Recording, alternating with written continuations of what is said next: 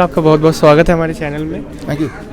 आज 30 नवंबर को श्री राजीव दीक्षित जी की जयंती, जिनको हम मानते हैं कि उन्हीं की आत्मा आप में बसती है, और श्री भगत सिंह जी की आत्मा आप में बसती है, उन्हीं के जैसे आप काम कर रहे हैं। तो आज फिर एक बार आपने बहुत सारे राज खोले हैं कि कैसे जो मैनर्स के नाम पे या बहुत सारी चीज़ें डॉक्टरों के बहकावे में आके हम करने लग जाते हैं वेस्टर्न फिलॉसफी के, उनको आपने, उन भ्रमों को आपने तोड़ा है आज, और उससे कैसे हेल्थ बन सकती है उस पर कुछ प्रकाश डालें। देखिए, आज राजीव दीक्षित जयंती का दिन हमने यूज़ किया इस किताब को लॉन्च करने के लिए, सर्केडियन डॉक्टर, राइट। और इस लॉन्च पे मैंने आपको बताया है कि भगवान ने हमें दूसरा हार्ट भी दिया। एक तो हार्ट ये है सबको पता है, और दूसरा काफ मसल, राइट। इसको आपको याद रहे इसलिए मैंने इसको यहाँ पे चिन्हित भी किया है।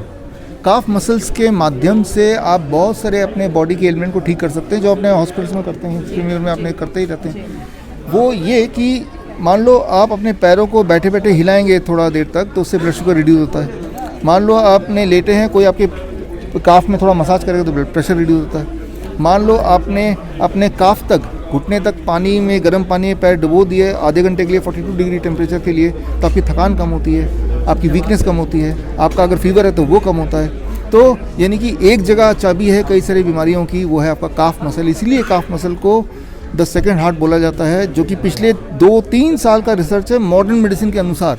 लेकिन यही सारी बातें हमारे आयुर्वेद में तो हज़ारों साल पहले लिखी हैं। तो आज हमने अपने आयुर्वेदिक रेफरेंस को भी दिया, आज हमने मॉडर्न जो दोबारा रिसर्च किए से तभी बोलते हैं रिसर्च, दोबारा सर्च करके देखा कि ये तो सत्य है। तो ये एक हथियार आपके पास है, the calf muscle, the second heart, जिसके माध्यम से बहुत सारी इमरजेंसी सिचुएशंस को आप अपने कंट्रोल में कर सकते हैं। मान लो किसी को एंजाइना हो रहा है, तो हमने वो बताया बैठने का स्टाइल, जहाँ पे घुटने को आप ऐसे मोड़ लेते हैं और आपका जो काफ मसल जिसे हम सेकंड हार्ट बोल रहे हैं, उसको हम इस हार्ट के करीब ले आते हैं, जिससे एंजाइना धीरे धीरे कम होने लगता है। तो बहुत सारे सिंपल टू डू थिंग्स से कहीं भी रहते हुए आप इमरजेंसी कंडीशन को अच्छी तरह मैनेज कर सकते हैं। और वो कई सारे टेक्निक्स को सीखने के लिए ये बुक पढ़ सकते हैं। बुक तो हमारे वेबसाइट पे vishwarup.com/circadian doctor में आप फ्रीली डाउनलोड कर सकते हैं।